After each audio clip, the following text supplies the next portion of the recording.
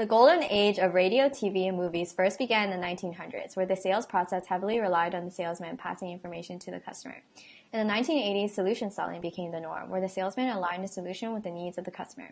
Mass media encompasses a variety of diversified media technology that is intended to reach a large audience through mass communication. It is made out of four main types of media delivery: TV, radio, billboard, and online. These four main categories compete within their own industry and against each other. In terms of profitability, TV has the lowest profit at only around 0.7% of revenue in 2014. Billboard profits are the most volatile, and online has the highest potential for profitability. Billboard and online are both growing, while TV and radio are declining. Lastly, to combat industry decline, all three more traditional mass media industries, TV, radio, and billboards, are moving towards more digital platforms in order to continue to stay relevant. How should modern sales representatives sell in mass media industry? The top portion of this diagram outlines the typical buying process from identifying prospects to paying for a transaction. We can see that it is lined with the selling process, where inbound sales leads are funneled through inside sales until they reach a sales-ready lead stage.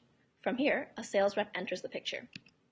Let's focus on the sales-ready stage for a minute. If we magnify the stage, we can see that the process can be broken down into a digital and non-digital portion.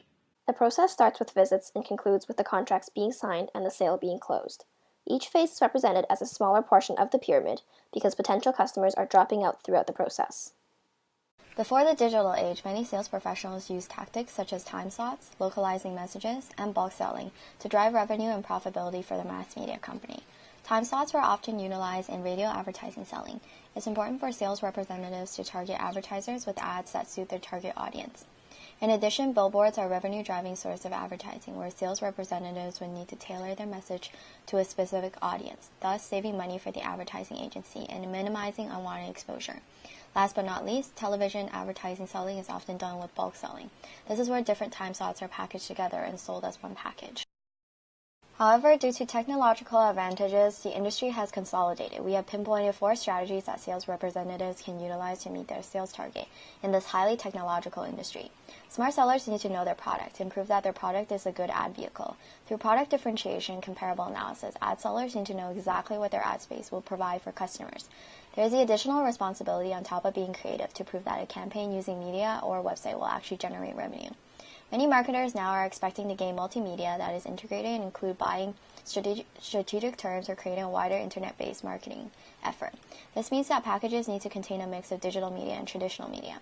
Technology expertise is extremely dominant in the ad space selling market, where current sales reps need to be up to date on the newest technologies and software. Fast ad delivery is expected, where the digital ads now can be bought and sold quickly on exchanges. Hopefully, these tactics will yield better results for sales representatives in the new digital media age. The biggest driver of revenue growth of the media sector will be emerging digital distribution methods as content distribution continues to evolve. Combined sales of digital apps and content over smartphones, tablets, and other portable and wireless devices will also be a key driver for company revenue growth. This results in the momentum for online advertising. There's a clear shift from consuming media through traditional channels to viewing via personal wireless devices. More than 70% of both media and telecom execs believe the continued emergence of new technology devices and services will positively impact as a result of mobile device transactions increasing. As well, 65% of executives anticipate that the sale of apps and content over smartphones, tablets, and other wireless devices is also anticipated to be a revenue driver over the next 3 years. Let me walk you through 3 forces that are currently impacting professional selling decisions. The first one is an increase in online and mobile platform lead-in. This means that with increasing internet volume and an increasing number of devices that can access the internet, many buying decisions are made through online search engines before the official process begins. Let's move on to the next one. The second one is a delayed entry into the buying process. This means that with the number of mobile platforms that we discussed before, many people are starting their preliminary buying decisions pretty early. This means that sales representatives are currently being delayed in the entry process. This means that unknowingly they can lose or gain a sale before the process even officially starts. The last one here is an increase in media space. What I mean by this is that there's an increasing number of new media platforms, such as social media or online billboards. This means that media space is becoming increasingly cost efficient, as well as efficient in terms of communicating messages in a timely manner. So what is the impact of these 3 selling decisions? First is a growing number of preliminary buying decisions will be made online. Secondly, assumptions and expectations will likely be formed before formal entry into the buying process. Last, increasing media space will likely increase competition and price. Practices for online digital strategy involves ensuring that your company's reputation precedes the actual touch point in terms of sales. So making sure that for your digital strategy, it's important to build content that demonstrates your company's knowledge of the current trends in the industry, as well as foresight into what's going to be happening in the future. This also allows your company to be able to best position itself and its brand against its competitors and help customers understand what value you provide them. As you can see here, these are Bell's 3 social media platforms, and they've really looked at how to curate and create content that is very engaging and optimal for their customers who are, buyers or influencers who are seeking out information about the current industry trends, and then seeing Bell in that space, it'll allow them to understand that this is a company that's at the forefront. Sales teams can use the popular Blue Sheet review to determine and set up action plans in order to successfully sell solutions to clients when multiple key decision makers are involved in the buying process. This review has been proven to significantly increase the odds of winning complex sales opportunities. The most important result of this practice is to understand where to best focus time, energy, and resources of the organization to go after the most profitable and long-term customers. Key takeaways. First, media companies are reacting in the right direction, but no one has successfully developed an advantage over the others. The consumer's attention has not been grabbed and expectations altered for content access and consumption. There are a plethora of content options and a fractured audience, which means companies that are continuing their traditional way of business will be left behind. Sales execs must work collaboratively with all departments to determine how they will lead by understanding technological innovations and making use of data and analytics while improving the customer experience. 2. With the rapidly changing market with new technologies and products entering, sales execs must ensure that they are kept up to date on the market environments and agile to adapt to how to present your company as the continuous leader in the market. 3. While many companies have yet to experience cybersecurity issues, 3/4 foresee a threat in the future. It is essential to build up capacities in this area and calm customer worries in order to reinforce their trust and higher adoption of products and services in an increasingly mobile future. Be honest, do what you say, and be charismatic so that your customers like you. Become leaner and meaner. Appraise your underachievers, sustain and coach them. Sort the wheat from the chaff. Focus only on your most profitable customers.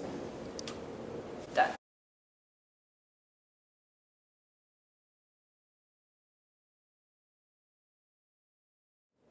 Why did you choose mass media as a special topics project?